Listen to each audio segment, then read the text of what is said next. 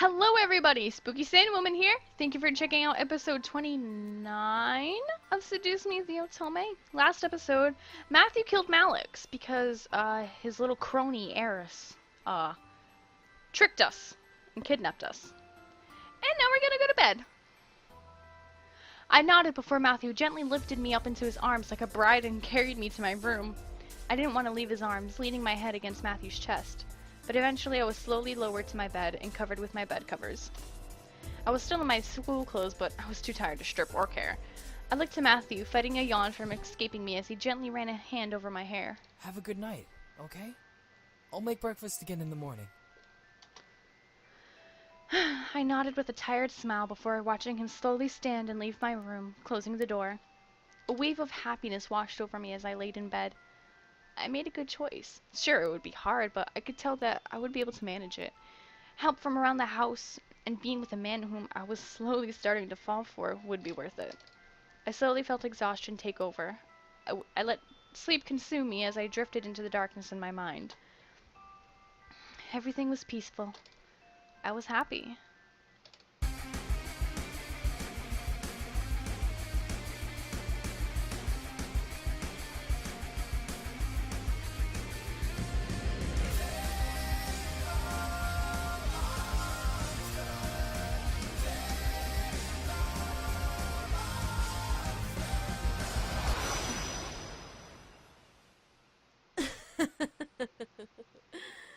You are an interesting creature.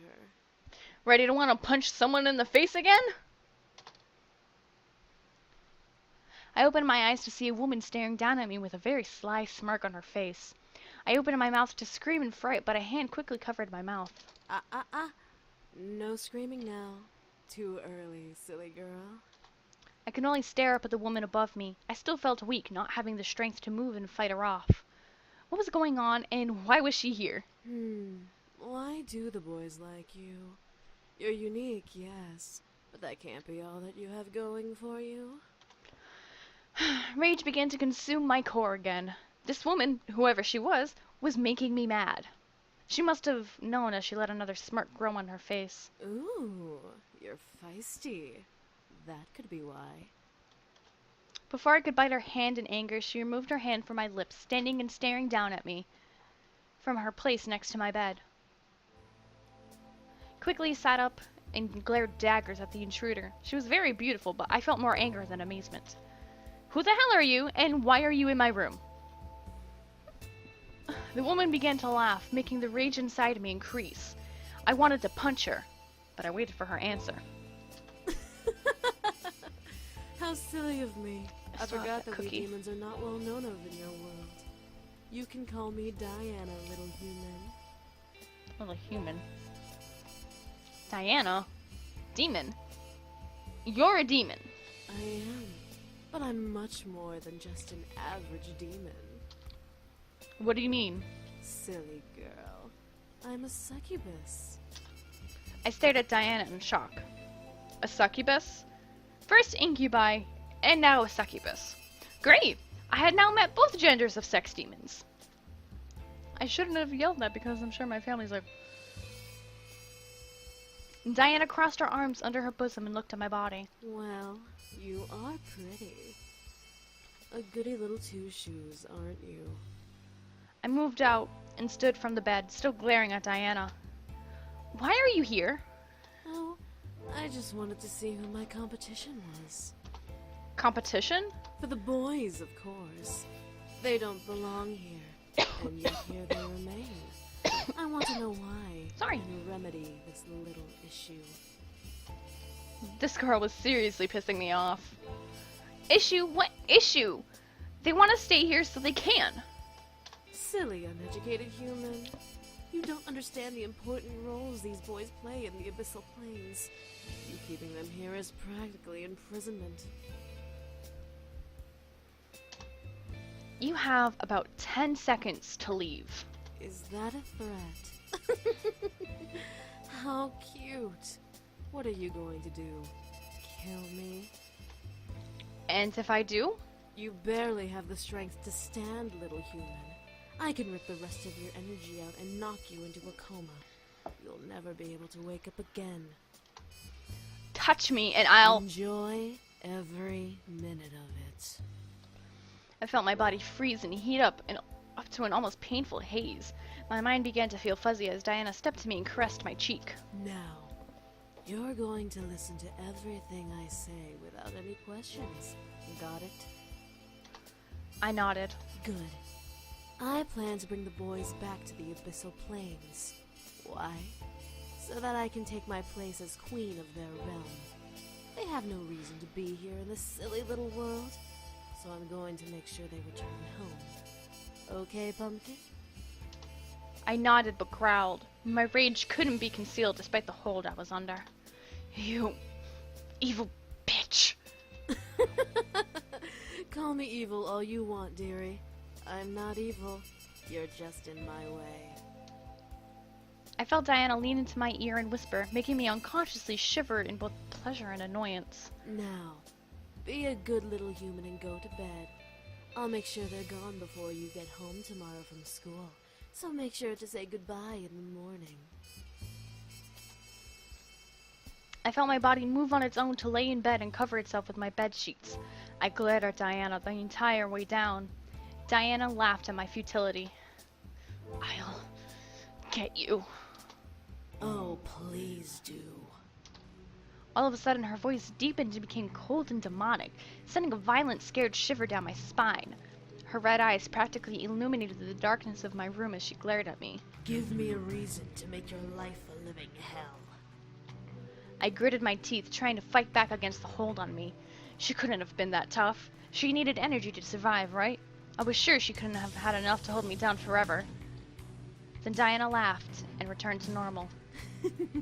Oh, and make sure you don't tell the boys I was here. I want my visit to be a surprise. I felt the hold on me disappear, allowing me to sit up and practically growl at Diana in rage. What's stopping me? You must not care about your friends and family as much as you care for the boys. I stopped and stared. What did she mean by that? Is that a threat to my family?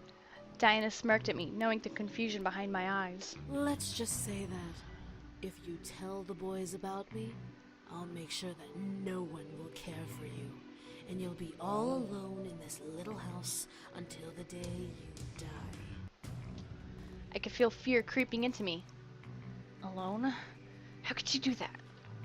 The word demon reverberated in my head, reminding me that I was facing off against something supernatural.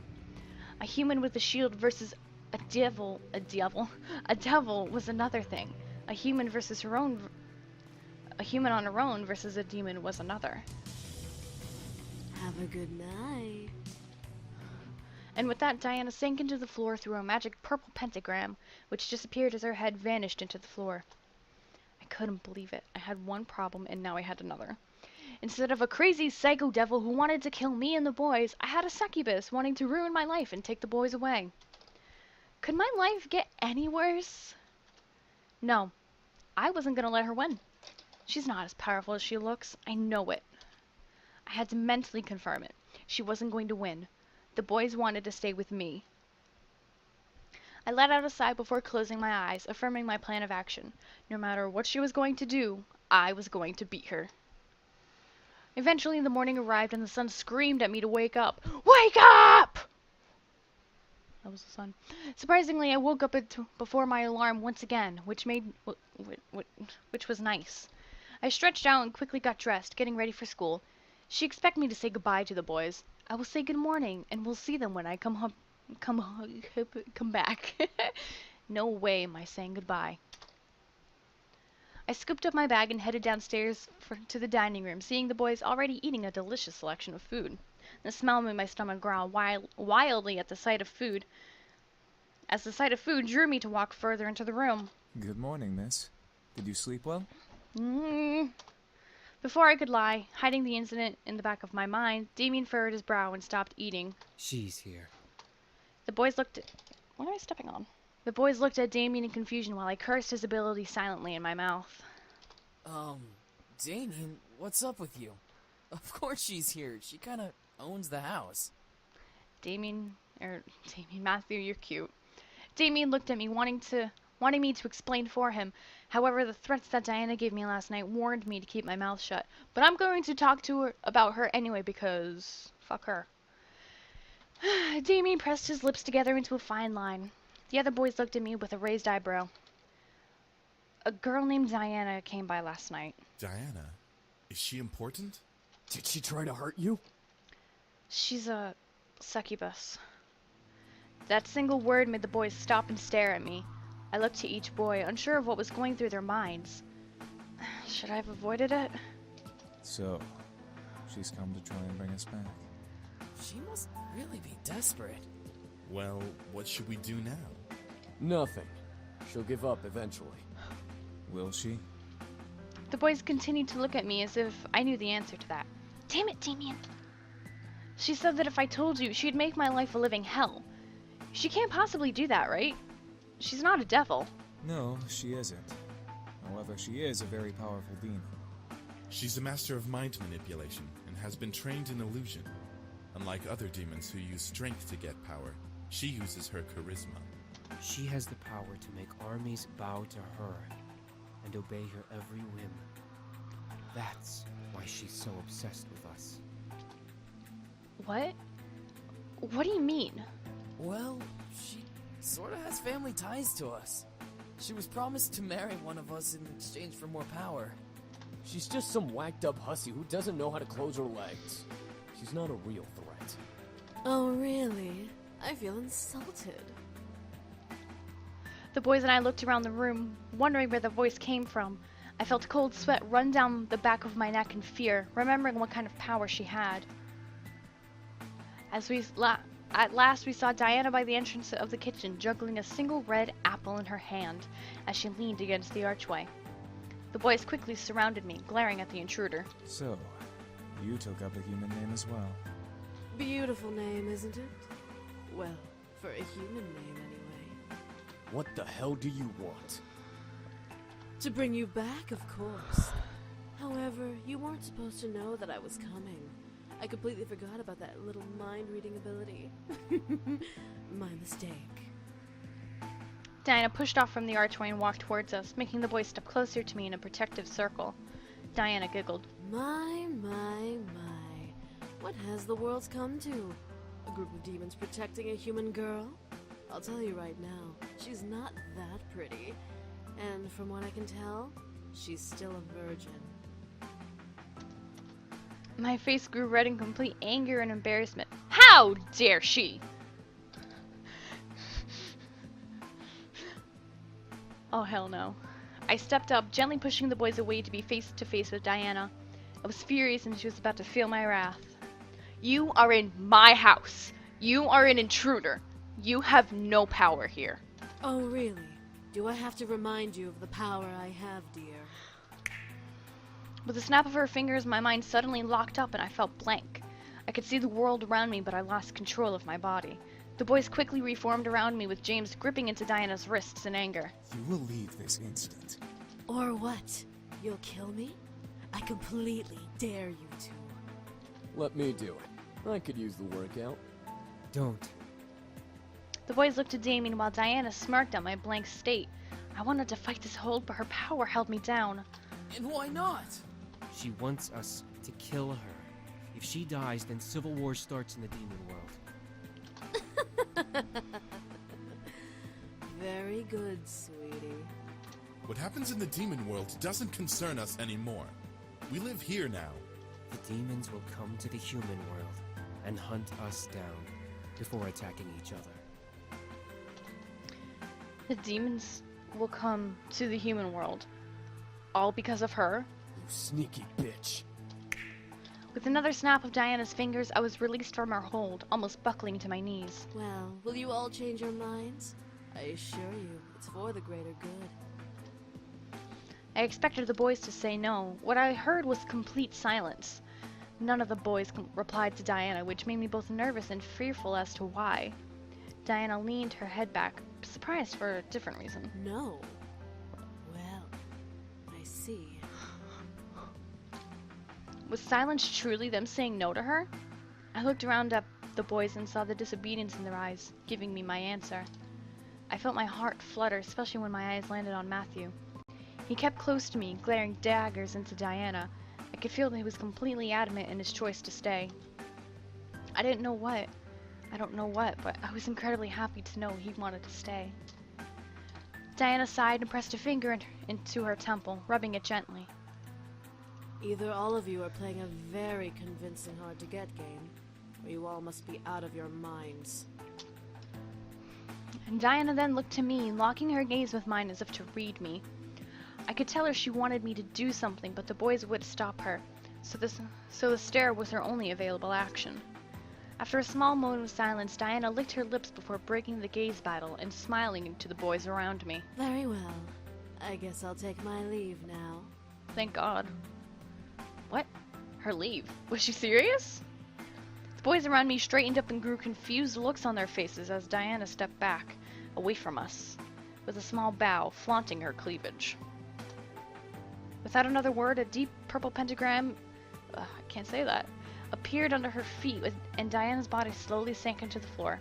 As her head vanished into the floor, the pentagram vanished.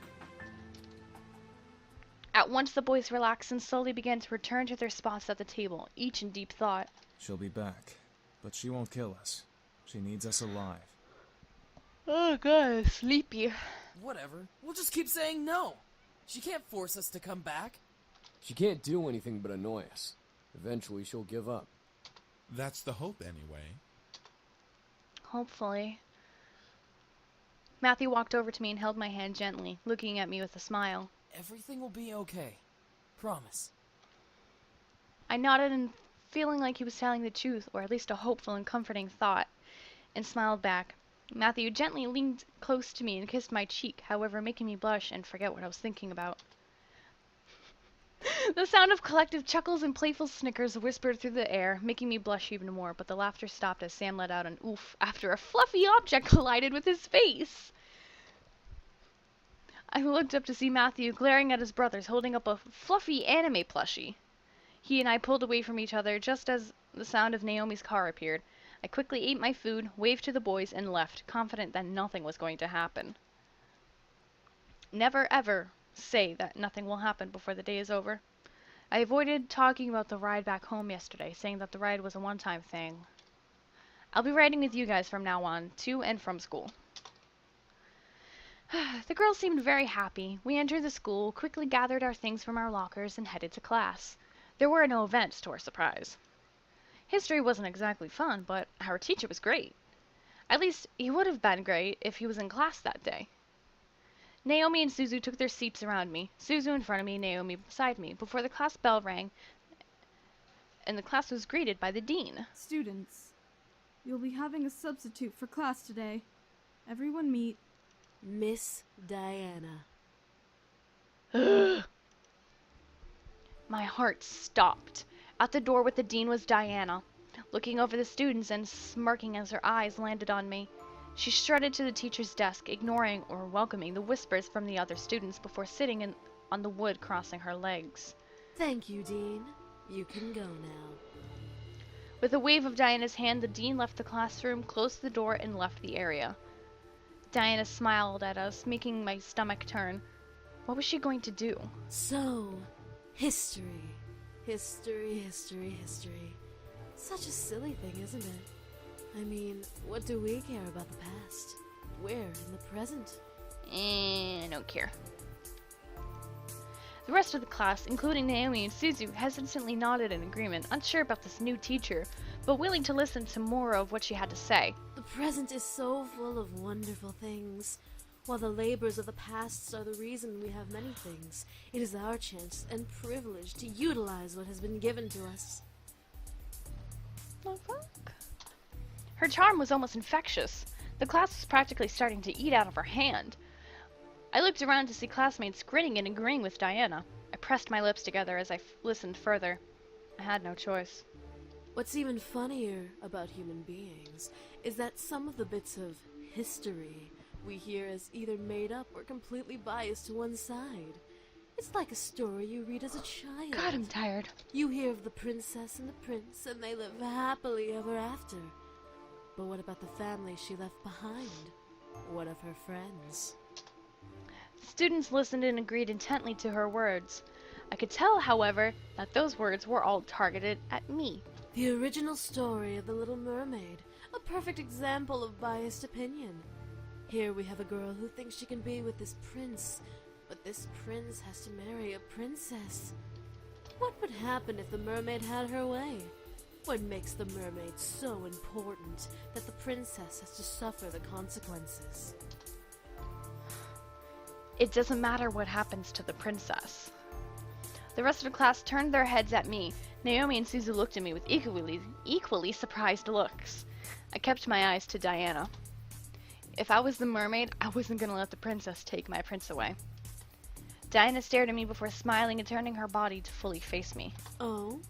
And why does it not matter? The story isn't about the princess. The story is about the mermaid and the prince. But that is exactly my point. While the story talks about the mermaid and the prince's romance, we don't see the problems of the kingdom the prince rules.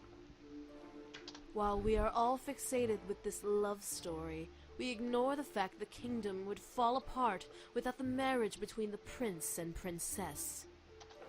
She kept her eyes to me as she spoke. I knew she wanted to make her words stick in my mind, but I didn't listen. What the fuck is going on out there? It was one thing to be a fictional story. It was another to try and ruin someone's life for selfishness.